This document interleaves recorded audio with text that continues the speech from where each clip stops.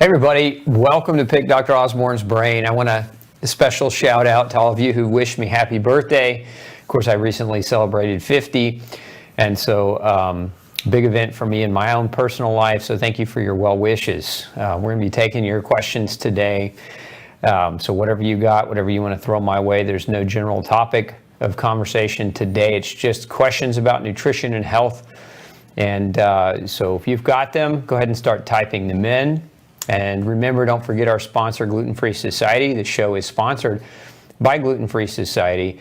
And this week on sale, they have Omega Max capsules or Omega Max liquid on sale. Use the code OMEGA when you're checking out.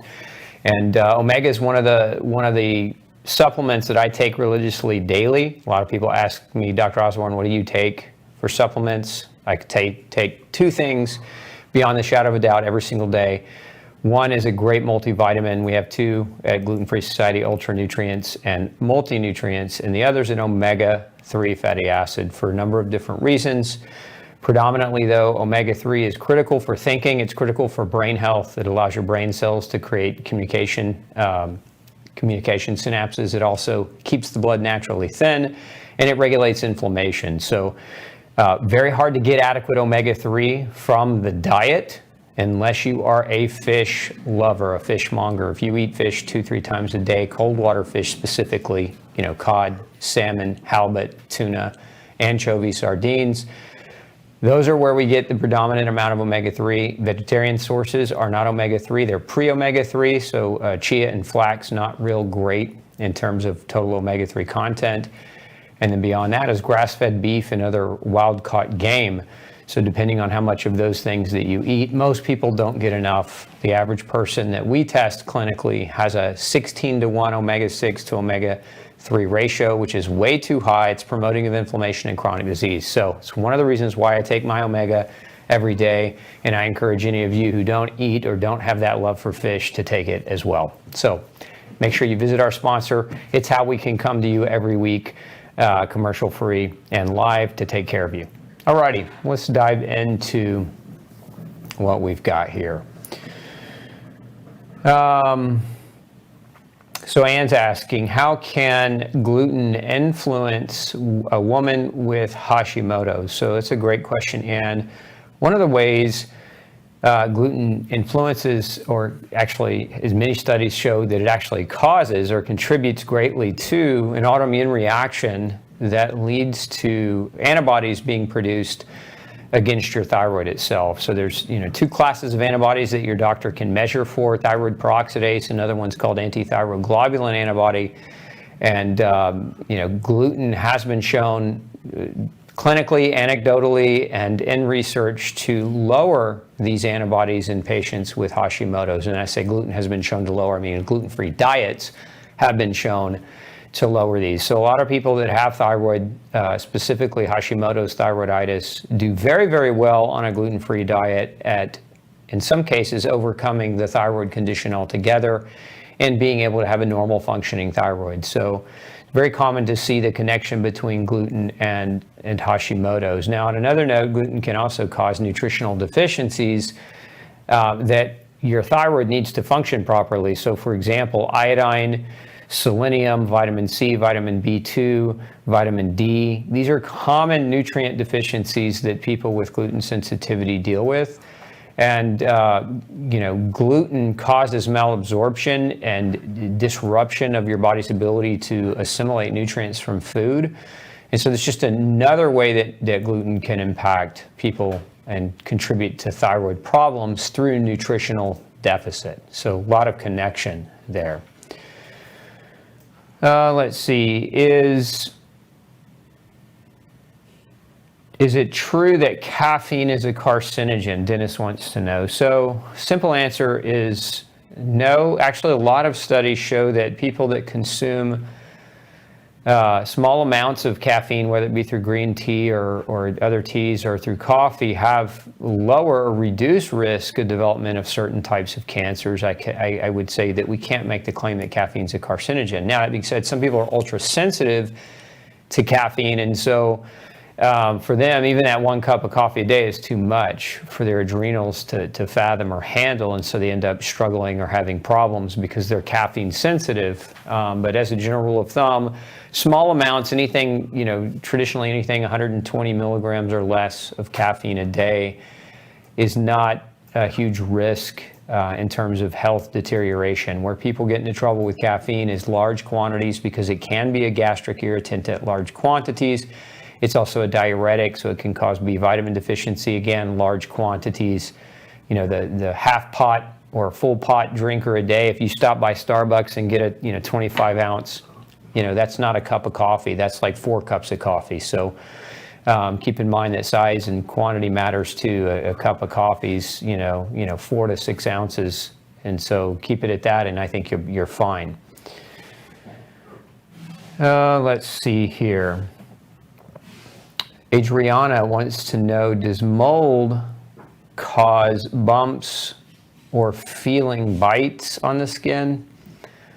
I don't know if that's a typo. Does mold cause bumps on the skin? It can. Mold can cause skin inflammation. Specifically speaking, mycotoxins can cause this type of problem. So mycotoxins are poisons that can absorb through the skin, creating skin inflammation, among other problems. And then you also have, so that's external mold in the environment, and then you have mold that some people have that's growing on their skin. Like, you can have mold growth on your skin that can create skin inflammation, eczema, and other inflammatory skin problems.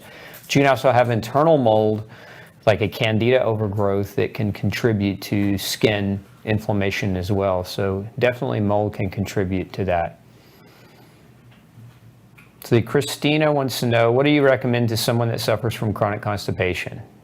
Man, that's a big question. Let's give you a few tips though. So number one, these are going to sound elementary maybe if you haven't heard them before, but make sure you're getting adequate hydration. The general rule of thumb with water consumption, depending on what kind of food that you eat, because you do get a lot of water from food. Most of your fruits and vegetables are mostly water, right? More than 70% water, most of your fruits and vegetables. So, but consumption of water, generally speaking, most experts agree anywhere between 50 and 100 ounces a day for the average person. If you're sweating more, if you're out in the sun more, you have to hydrate more. So, but water deficiency or dehydration can cause constipation. So making sure just simply that you're drinking enough. Number two, making sure that you have full functioning capacity of your GI tract. And so this is a little bit more complex, because some people develop constipation because they're poor stomach acid producers. And we see this is true with people that have certain blood types, like type A and type AB. They don't generally tend to produce as much acid, and so when they consume heavy quantities of animal meat in their diet, that can cause constipation, because it's more challenging or difficult for that individual to break that animal meat down, so it stagnates and it backs you up. So if you know what your blood type is, you might just adjust your diet down, go more heavy plant-based if you are A or AB. That is going to help you prevent you from getting constipation. Some argue that fiber is very important. I would say fiber is important, but not to everybody. I mean, I've seen people who were chronically constipated and go on a more of a meat-based diet or a carnivorous-based diet and actually resolve their constipation. So I think it largely depends on the person. But the other thing that you can do, there's some natural things that you can do is ultimately you always want to know why the constipation exists. So working toward that answer is the most important thing you can determine. And so measuring your microbiome, measuring how well your body produces digestive enzymes and stomach acid, those are important things to have measured. So working with a doctor can do that. And then also looking at your nutritional status, because certain nutrient deficiencies can slow down gut motility, leading to constipation. Gluten can cause constipation. Food allergies, food sensitivities can cause constipation. Those things can all be measured. And then beyond that, what can you take? If you're just trying to get through while you're trying to get an answer and trying to figure all these other things out, magnesium, anywhere from 600 to 1,000 milligrams. Is a good thing to take. It's a simple thing to take, and it works really, really well for constipation. We have something called Ultra MG that we recommend all the time. And then vitamin C can also help. Higher levels, 5 grams plus of vitamin C, will help pull water into the bowel to help a person have a push through a bowel movement. And then we also have something called GI Restore, which is a plant-based compound that helps somebody who's just really needs to go to the bathroom really bad and needs that to happen relatively fast. So those are not long-term fixes. Those are short-term fixes as you embark upon the investigation of why the constipation exists. Robbie asking, how much omega-3 a day? I take 2 grams a day. So, when you talk about Omega Max, I take 2 of those a day. That's each capsule is 1 gram, and it's concentrated EPA and DHA. It's important that you have a mixture of EPA and DHA. A lot of products over the counter that I have seen and looked at are high DHA and low EPA. And I don't recommend that at all. You want about an even split, close to even split with EPA and DHA. So 2 grams in total per day is a pretty good place to start. Let's see here. I think I missed one up higher on the, yeah.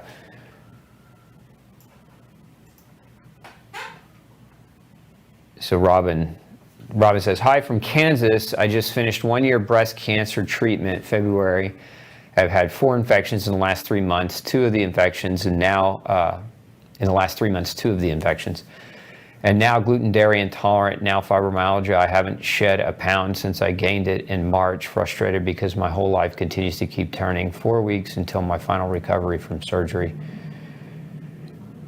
Not a question, maybe. I don't know if there's a question in that, or if you're just making commentary. But if you had a year of breast cancer treatment, I would imagine, whether or not it was surgical removal followed by radiation or chemo, depending on what they want to do. And then some women also get put on something called tamoxifen, which is an estrogen receptor drug.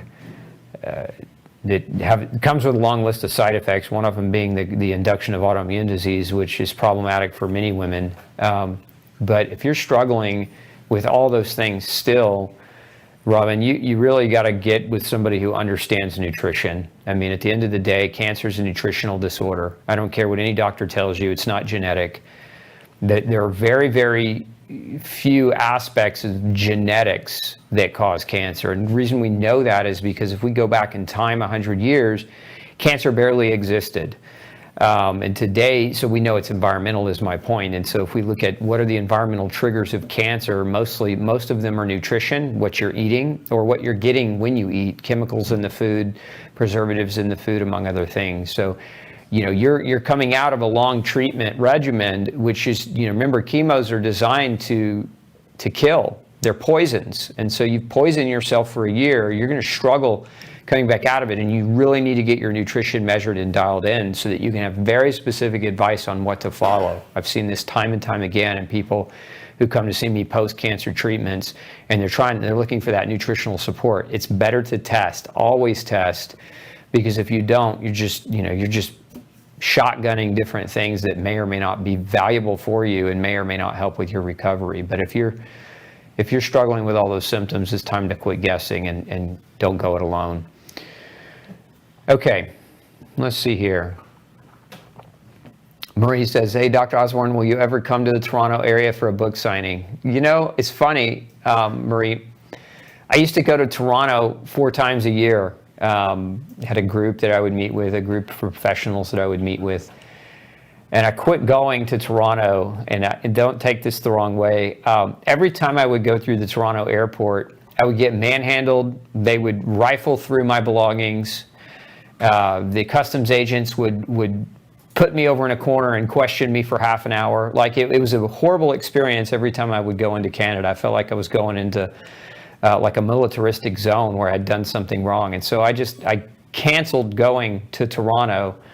If you can get me to Toronto without having to go through airport customs, probably would consider going, because it's a beautiful, wonderful city. Once I was actually there and was able to experience the city itself, the people were great, but it was getting through customs that I'm a freedom-loving American, and I just can't tolerate the level of mistreatment that the folks in your airport there gave me. So hopefully you don't take offense to that, because I know that's not you. But that was my experience in going to Toronto for several years before I just said, I'm not doing this anymore. Actually, one time, interesting story, I had a woman literally dump my suitcase out all over the floor, right? And you imagine the airport is like the most unhygienic place in the world. And they dumped my clothes all over the floor for no reason other than to rifle through my stuff. And anyway, bad experiences. Let's see here.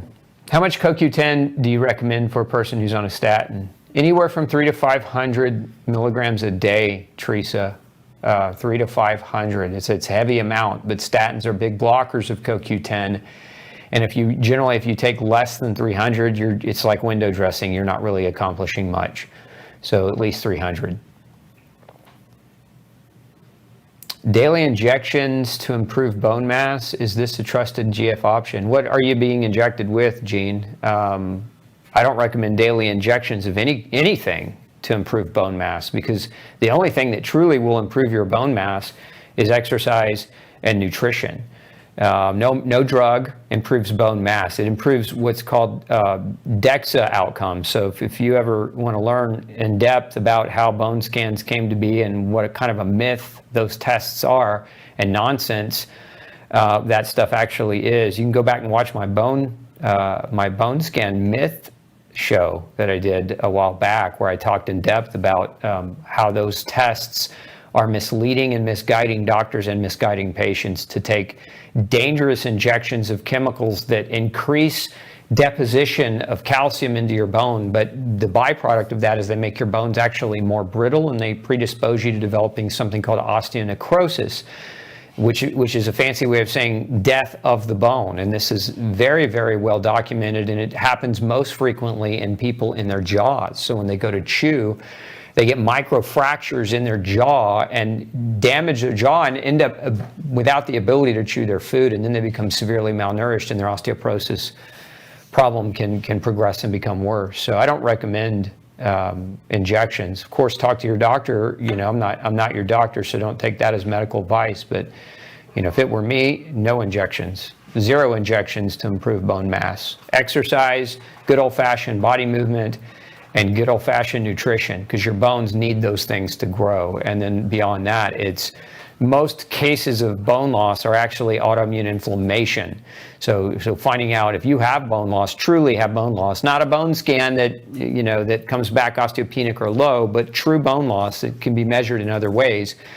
You really have to dial in your diet and figure out what not to eat, but also what to eat more of and what nutrients you need to take more of.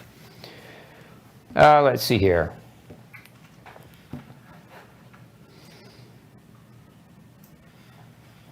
Let's see, Louise. A few months back, I noticed my body didn't like buckwheat anymore after a pause of not eating it. Tried it this week a few times, and now it seems fine. Is all grain bad for everyone? Really? I can't make the claim that all grain is bad for everyone. I certainly can make the claim that all grain is bad for people with gluten sensitivity. And I think buckwheat, so first of all, understanding that buckwheat is not a grain. Buckwheat is a seed, but it's not a grain. It's what we call a pseudo grain. And so technically it does not have gluten, but I think at last check, it was somewhere in the neighborhood of almost half of all buckwheat products on the market, when tested, were cross-contaminated with enough gluten to create a reaction for those that have gluten sensitivity. So it's one of those that, with the no grain, no pain plan, we generally have people keep it out. Buckwheat, amaranth, and quinoa, the pseudo grains, we have them keep it out because they can be very inflammatory. So not all reactions to buckwheat are going to be acute either. So, you could be reactive to it in more of a subtle way. You could be reactive to it in more of an acute way. And some people are actually allergic to buckwheat. So hopefully that gives you a little bit more insight. Let's see here.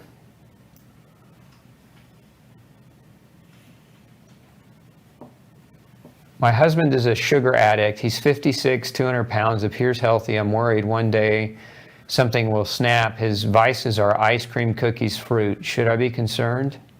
Eats pretty healthy otherwise. Yeah, I think you should be concerned about your significant other that you love, and that may be the angle. Yeah, I could say this. There's the old cliche: the pathway to a man's heart and love is food, and then you guys probably know the other thing, but food is the first on that list. And so, if ice cream is his vice, it's probably also something he really enjoys. And so, as opposed to going to him and kind of badgering him to stop eating ice cream, give him an alternative that's less toxic first, right? And because if he's otherwise healthy and stays in good shape and exercises and does most things right, you just have to be careful about the way that you approach it. Men generally, from a psychological perspective, don't like to be told what to do. So the second you try to tell him what to do, he's going to put up a shield and a wall, and he's going to double down. So it's just one of those situations where I know if my wife wanted me to quit doing something, she knows me well enough to figure out some type of meandering way to get me to come to the same conclusion. And so instead, she might approach it from the perspective of, I noticed you're eating a lot of this. And then she would just drop it, and then she may come back later, an hour later, and say, what, looks like you're gaining a little weight around the waist, something like that. Subtle drops to get them to start thinking a little bit more deeply, but getting into their mind and getting into their psychology so that they can realize and come to the same conclusion that you've already reached, which is ice cream is not healthy, and one cannot achieve great health eating it. But everyone's different in that regard, so you got to navigate that carefully, because your relationship with your husband is important, and I know you want him to be around a long time, and so that's probably where your motive is coming from. But he's also an autonomous adult, and he's going to make his own decisions, but just help him make better ones more frequently.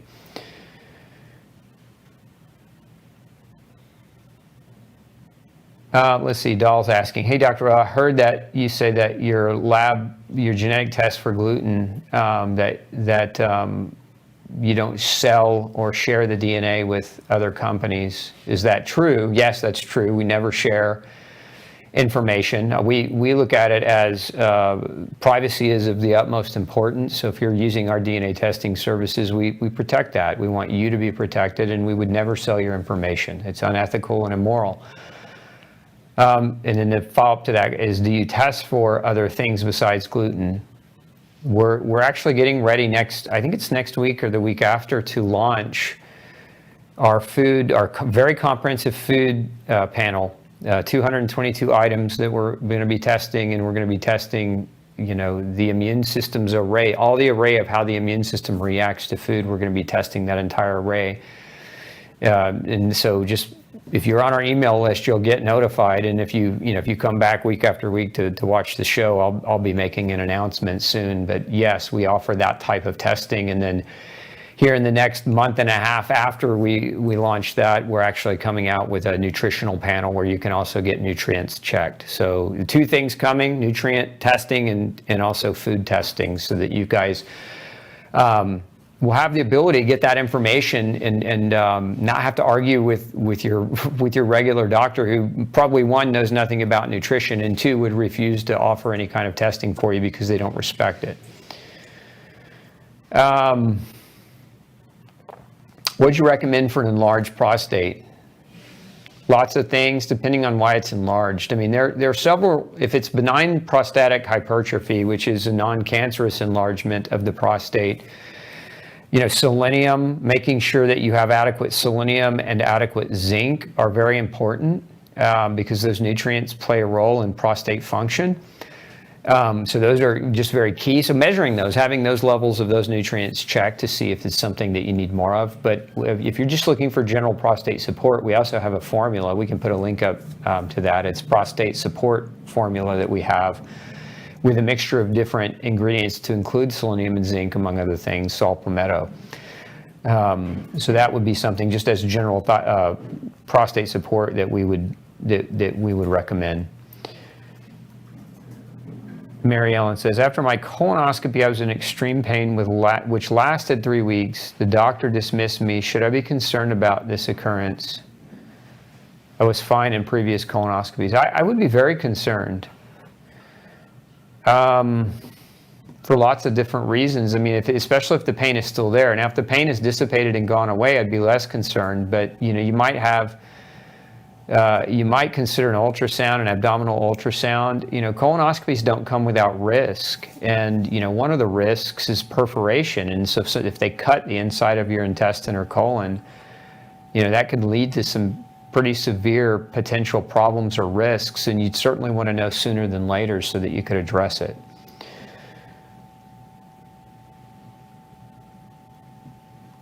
Somebody says, on the ice cream question, would it help that gentleman if the ice cream was at least homemade? Yeah, I would say depending on whether or not he's reactive to dairy, as many people with gluten sensitivity are. Some people do okay with A2 dairy, which is a possibility.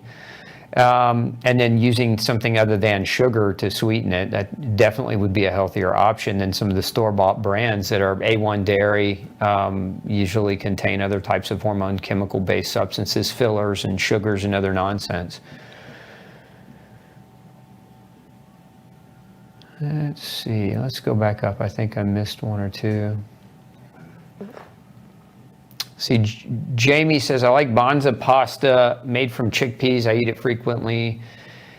Do you know if I should consider a gluten-based product? Do you know if I should consider a gluten-based product? I'm not sure I understand your question, Jamie. If you eat, I can just say this. Banza pasta is gluten-free. It's chickpea pasta, but the problem with it is it's not organic. And the problem with non-organic chickpeas is they're one of the most heavily pesticide-laden crop products that you can consume. So if you're eating anything chickpea or lentil, you definitely want to make the effort to make sure that it's organic so that you're avoiding the pesticide exposure. Because glyphosate's no joke. It's dangerous and it's very detrimental to human health.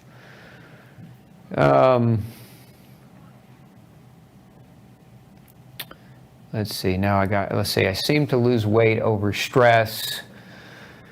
Take time to gain it back again. Any tips for gluten intolerant people to gain weight back easier? Two things, Louise. Number one, count your calories. I know it sounds kind of rudimentary, but a lot of times when people go gluten-free, there's almost like a diet paralysis that occurs where they're trying to figure it out again. They're trying to figure out what can I eat, what's safe, what do I like, what tastes good. And so there's always, in my experience, there's always like an initial, depending on the person, anywhere from 3 months to 12 months, this period of time where they're just trying to rediscover food and what they like and enjoy. And so there's some weight loss that for many that can occur. It doesn't happen to everybody, but it's quite common. And so sometimes what happens is people are just not eating enough. They're just not getting enough total calories in a day. So first I would encourage you to download a calorie counting app. There's one you can download any smartphone called MyFitnessPal, P-A-L. And just weigh and count your food for 7 days and just kind of see where your calories fall. I mean, if you're a grown adult man, 150 pounds, you should be hitting about 1,800 calories a day. And if you exercise, anywhere from 2,000 to 2,200 calories a day, again, rough estimation. But if you're under the mark by 300 or 400 calories, you're going to slowly, consistently lose weight.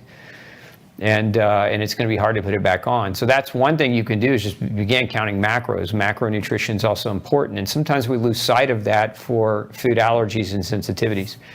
The other is lift weights. I mean, build muscle. One of the things, gluten-induced damage over years causes muscle atrophy and muscle inflammation.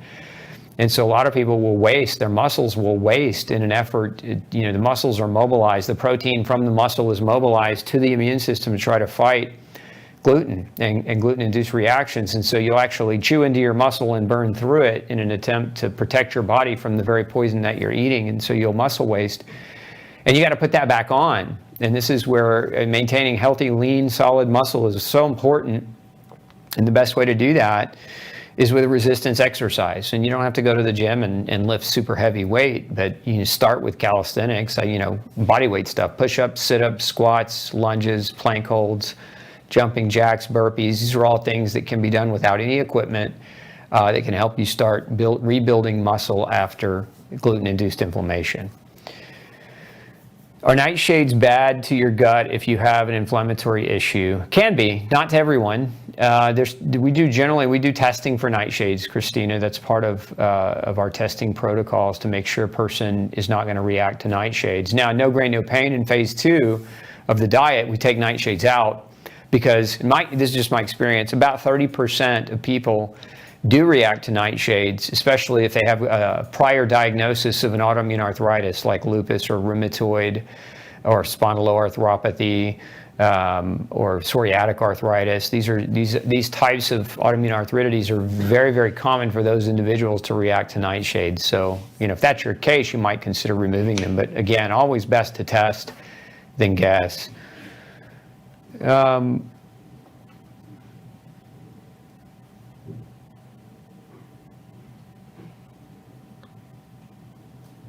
So I think we could keep coming back to the ice cream question, right? So what would be a way to get him to cut back or at least have a healthier alternative? Well, I think, again, dropping subtle hints. It's a really tough psychological battle you have in front of you if he's already healthy, because if he's under the perception that he's already healthy, then he's not going to want to change. There's a psychology of change is very simple. A person's pain has to be greater than their fear of change, or they won't change. And so, again, here's something, I don't know if this fits your husband, but I get this a lot in my practice, which is people will come in and say, you know what, I'm pretty healthy, and then they'll use the word accept, right? And then I already know whatever follows accept, it's like their heads in the sand and they're lying to themselves. You can't say I'm healthy accept, because the exception means that you're not healthy. And so although it says positive spin on the phrase, it's, I hear that. So for example, I'm healthy except I just have to take my blood pressure and my diabetes medication. Well, no, then you're not healthy. You have hypertension and you have diabetes, which are both diet-induced conditions. You need to change your diet. Otherwise, the path forward is going to be a cardiovascular event, a stroke, complications of metabolic syndrome, and you're probably going to die of a heart attack. Like, that's not healthy. And just because 1 million people die a year from something like that doesn't make it right, and doesn't mean that it should be your course of action. And if it's your husband or your spouse, you can always use the wife card too, which is, look, I need you to be around. I need you to be around. And in order for you to be around, I need you to be healthy. And so if they're generally saying I'm healthy except, you target whatever comes after that word except, and you hit them in the face with the baseball bat of truth, and help them understand that they can't justify their behaviors with an accept. It's just not it's not good practice. Is tomato a nightshade? Yeah, tomato sauce, anything derived from tomato is a nightshade. Let's see. We got more on the top there, on the left.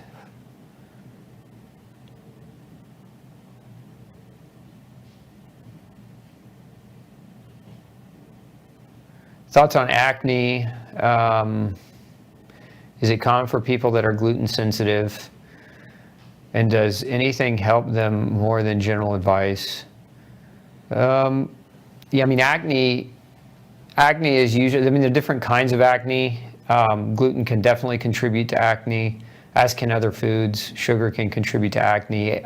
Bacterial overgrowth on the skin, fungal overgrowth on the skin can contribute to acne.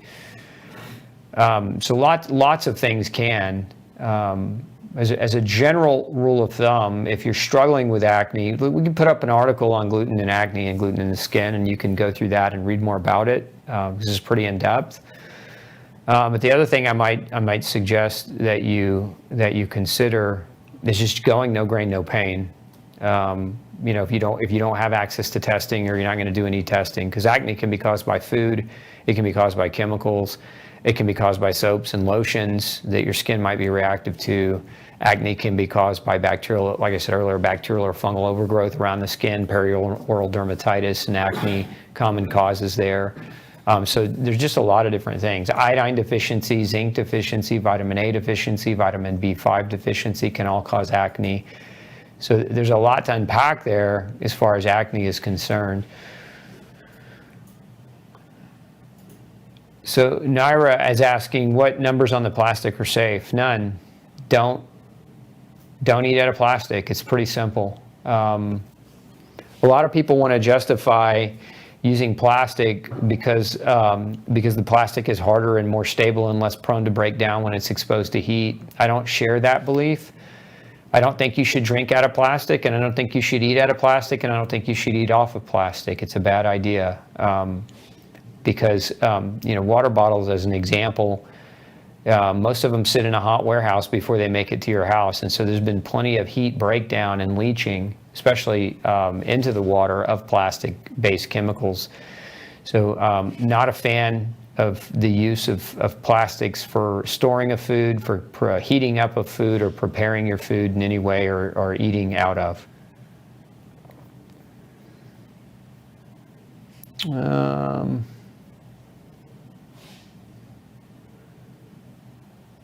Oh, so here it is. So we keep coming back to the ice cream. This is like the theme of today's show is my husband's eating ice cream and how can I get him to stop?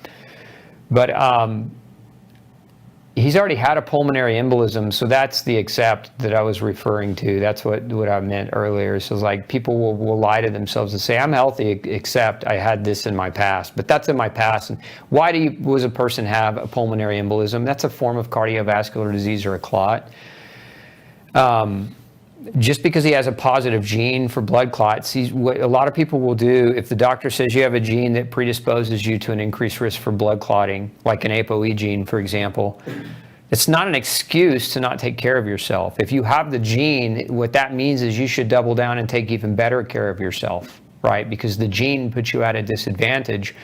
But if you choose right in your diet, we can nullify the increased risk that the gene might bring you. And so, but if you're not taking care of the diet front, then you're compounding the risk along with the genetic risk.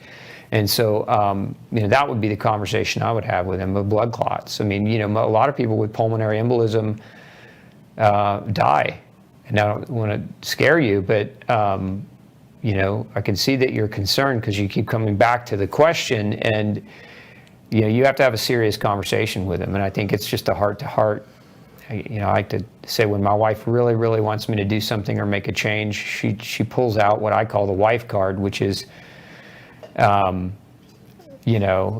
the most important card that she could play. If you're playing poker, and you get my gist, if she pulls that out, I know how serious she is, and so I'm going to take what she's saying completely to heart and do my best to accommodate. And so hopefully your husband kind of has that same type of reaction, but you really have to have a heart-to-heart with him because that's no joke. Embolism's no joke. That could, very easily, that clotting could turn into a stroke. It could turn into a cardiovascular event as well, so or a heart attack. So definitely you want to have a heart-to-heart. Is 100% peanut butter okay to eat on a weekly basis? Is homemade better, or is it best to eat other nut seed butters instead? So peanuts are okay. Some people are really sensitive to mold or mycotoxins, and I would say if you're eating a lot of peanut butter, one of the questions I might ask the company that you're using peanut butter or buying it from is, do they do mycotoxin testing to make sure you're not being exposed to high levels of aflatoxin, ochratoxin, or other mold toxins? Because it's one of the highest sources of mold toxin in food. Grain is the highest. Peanut butter is a close second. Coffee and peanut butter second and third, somewhere in that neighborhood.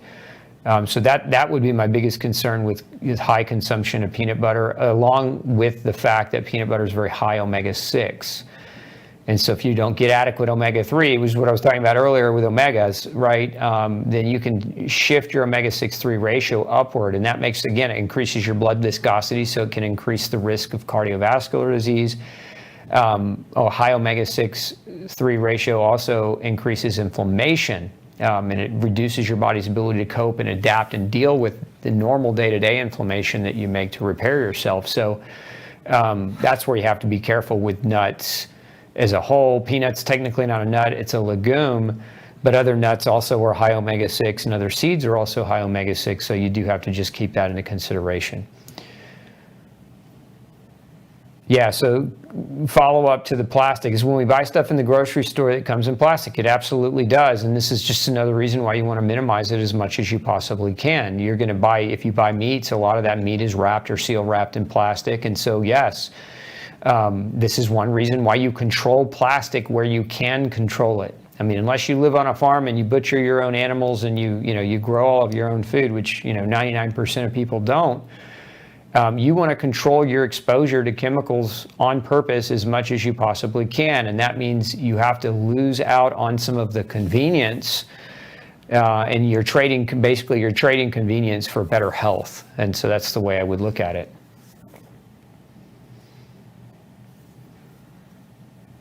What water system do you use for drinking, cooking, or water use in general?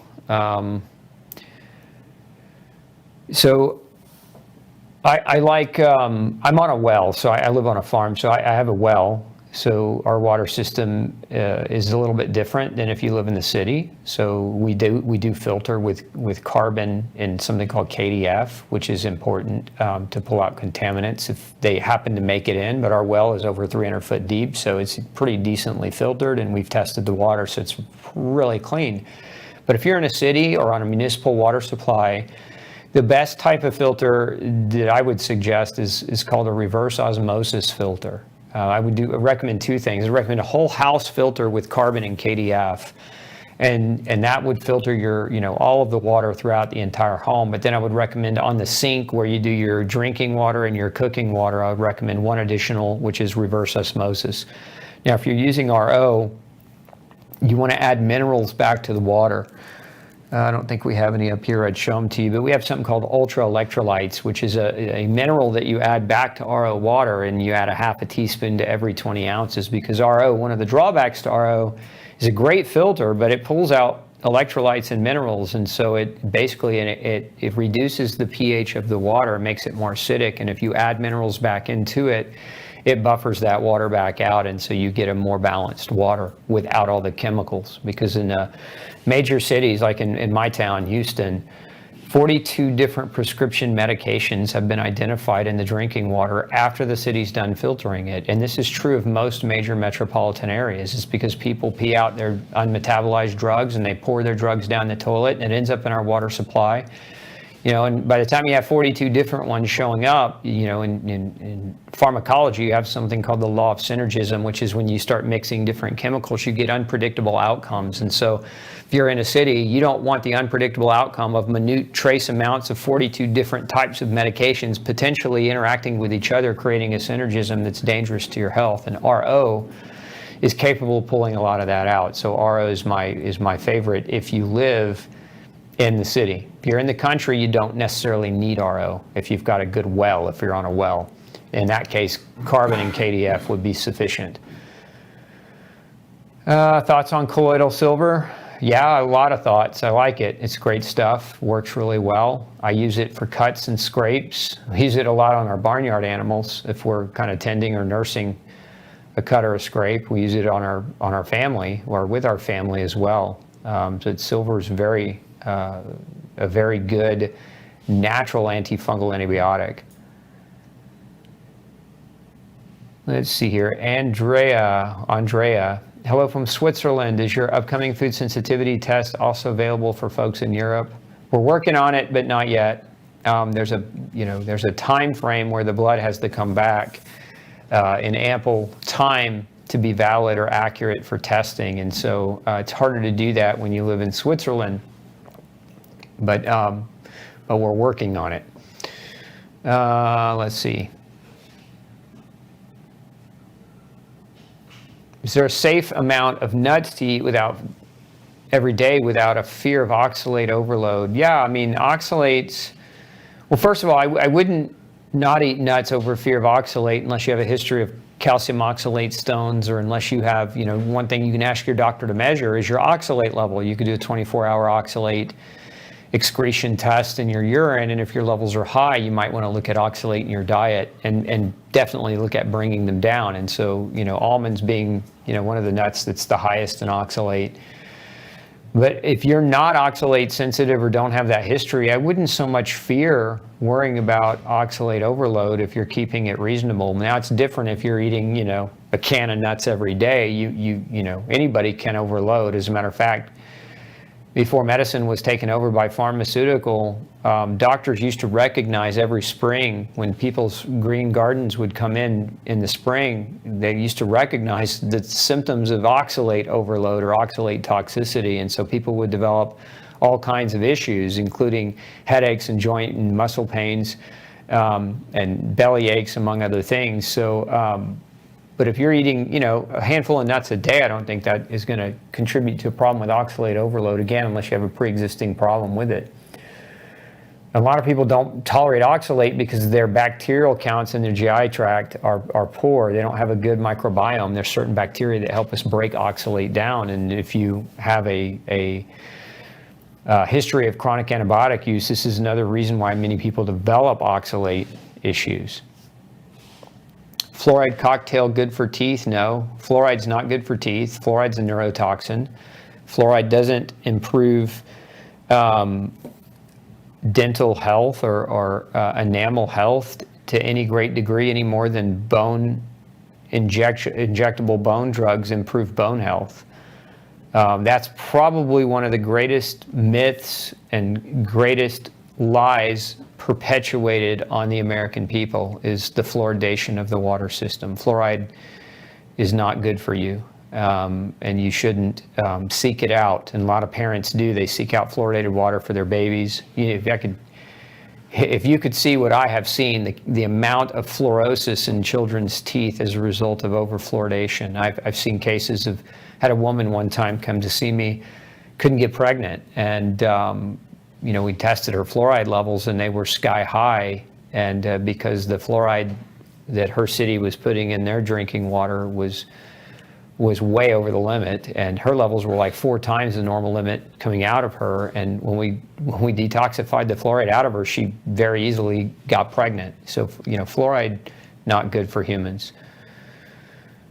My husband was high levels of creatinine. How can we lower it? So I mean that, high levels, first of all, we have to define what high means, because different lab reference ranges, come back differently. Second of all, not always is high creatinine a problem, depending on the person. And so I wouldn't always just look at somebody's creatinine and say, yep, that's a problem. So, what's his GFR? What's his blood urea nitrogen? Are there other markers that are abnormal? Are there other variables within his health or his life that could be signs or symptoms of kidney damage or kidney disease or kidney dysfunction? These are, all the things that I would look at as a potential. Being diabetic, although I am trying to use as less insulin as possible, can diabetic insulin be detrimental to general health, such as kidneys or hormonal balance, etc.? So you're asking me if the actual insulin that you take for your diabetes is detrimental to health. Not if it's keeping you alive. I mean, if you're, depending on what kind of diabetic you are, if you're type 1 diabetic, you better take your insulin. If you're type 2 diabetic, is the difference being type 2 diabetic can be reversed. Type 1 diabetes cannot, for the most part. I mean, I think I've seen a few cases where, in one case, a gentleman was able to get off of his insulin. But the vast majority, I would say no, that reversal is probably not likely to happen. Now, what we can expect to see in type 1 diabetics who do the right diet and the right nutrients is their need for insulin is dramatically reduced. As a matter of fact, there's a major paper just published last week confirming this, and just one more study on a pile of additional research that confirms that type 1 diabetics can reduce their insulin if they control their diet well, and when not control their diet in terms of counting out carbs. Like the classic dietitian way to manage diabetes is looking at carbs as points and eating sugar to raise your blood sugar. Like, it's ridiculous, most of the advice that comes out of that arena.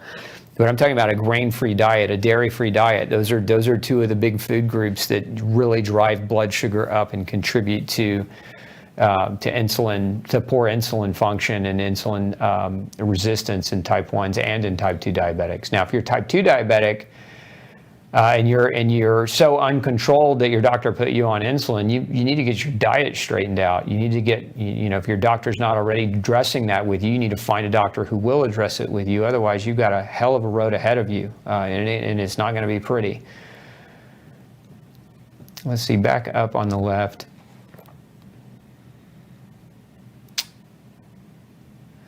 Okay, yep. Which supplements do you recommend for healing from brain cancer? Taking Cannabis capsule and vitamin C and D3.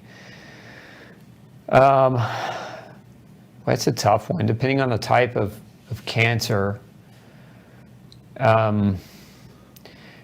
Really, it's not like a generic. I think if we're being generic to say what you use to support your body's road to recovery, I think vitamin C is definitely number one on the list. But beyond that, I mean, there are a number of different things that I think are super important, but it's very unique to the individual. So testing would be what I would absolutely recommend that you get done, having your nutritional levels tested so that you can very specifically target what your body's lacking. Because when folate deficiency can contribute to increased risk of cancer, B12 deficiency can, other B vitamin deficiencies can, iodine deficiency can. So I mean, if you measure those things, you'll have a better idea of what specifically you can take. I mean, beyond what you're currently already doing, make sure you're also on a really, really strong and solid multivitamin, multi-mineral, something like ultra nutrients or multi-nutrients.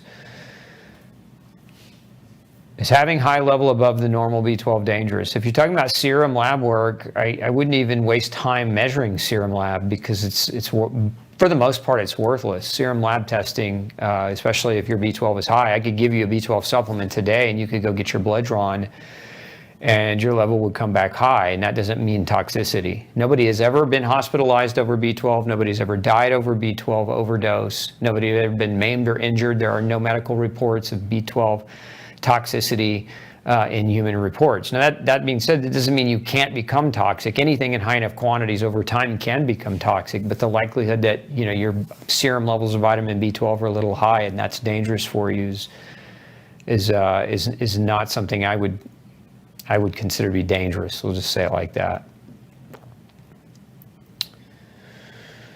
What if you're on a blood thinner? Can you still take omega-3s? Yes. If you're on a blood thinner and you want to start taking omega-3s, you need to make sure you talk with your prescribing doctor and let them know that's what you're doing. If you're on blood thinners anyway, your doctor should be measuring your blood viscosity and your thrombin, your prothrombin time. There's a series of markers, your INR, that should be being measured by your prescribing doctor to kind of monitor the blood viscosity already.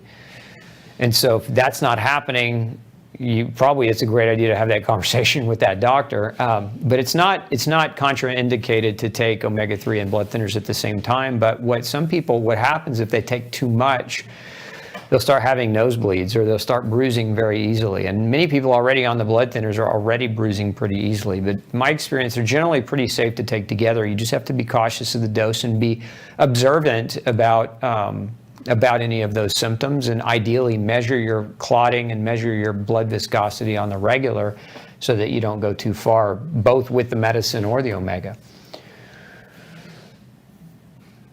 How long can water be in a plastic jug before it absorbs? Right now, it doesn't take long at all. If you're filling, I can see you filling up 3 gallons a week at Whole Foods and put it in 64-ounce glass containers when you get home. I would take the glass containers to Whole Foods instead of the plastic jugs. That would just be the way I would do it. I actually carry, big gallon glass jugs like the old moonshine jugs, and I fill those up. When I'm in the office, I have a RO filter because it's in the city. My office is in the city, so I fill those jugs up, and I keep refilling my water from them, but don't use plastic at all. Where you can control it, don't use it. Is leftover high in histamine? Let's see. So leftover foods high in histamine? Yeah, they can be. Shellfish, high in histamine? Absolutely. Let's put the article up on histamine for Jessica so that she can go and reference the information in that and have more data about it. What causes kidney stones to develop? Depends on the kind of stone, Christina. So there's calcium oxalate. That's the most common kidney stone. And I would say if you're developing kidney stones, you want to, if you've ever collected one and had it analyzed, that's the best way to understand whether it's oxalate or not. Yeah, sometimes what will happen too is on a urinalysis, you can sometimes pick up trace elements of oxalate crystals in the urine, and that can also calcium oxalate, and that can give you an indicator as to what kind of kidney stones. But lots of things cause kidney stones to develop. Some people underhydrate. Chronically underhydrating can allow for the precipitation and crystallization of calcium oxalate to form stones. You can be oxalate sensitive. Some people are. Some people overconsume oxalate. Where I really see overconsumption of oxalate is in the vegan community. Some vegans way overdo it, and they end up having recurring chronic frequent kidney stones. If you're taking blood pressure medications that are diuretics, those can contribute to kidney stones as well. So there's a variety of different possible reasons as to why it could be happening, but I would start with just a 24-hour oxalate analysis if you suspect it's an oxalate stone, and then modify the diet. And I don't know, maybe we can put up the oxalate. Did we already put that up, the oxalate link? So maybe we can put that oxalate link up, and you can, if your stones are oxalate, you can learn more about what foods to eat less of, and how to improve oxalate metabolism overall.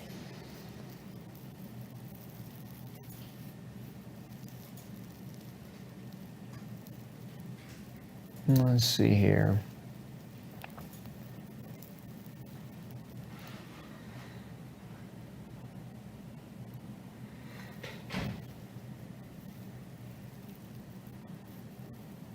Let's see that. Hopefully that link just went up for you.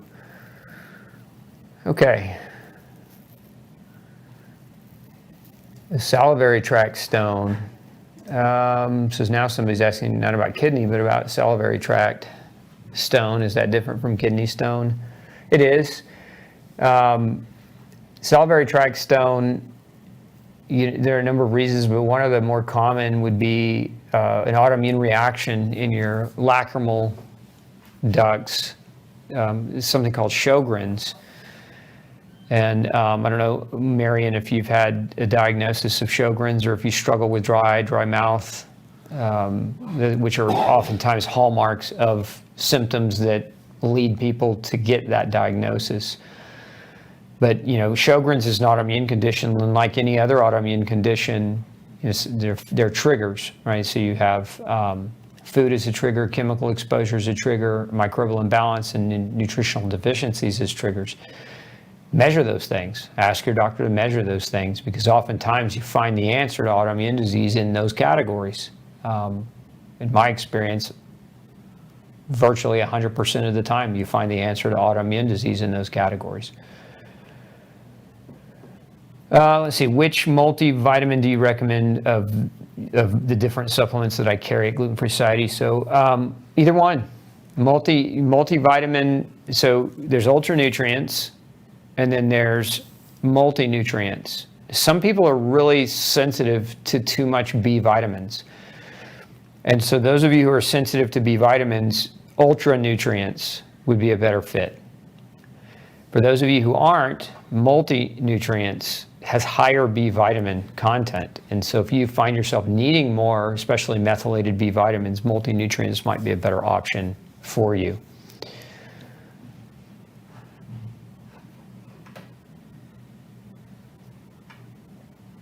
Okay. I think we get all the questions answered. It's a record. We got them all. I think we got them all.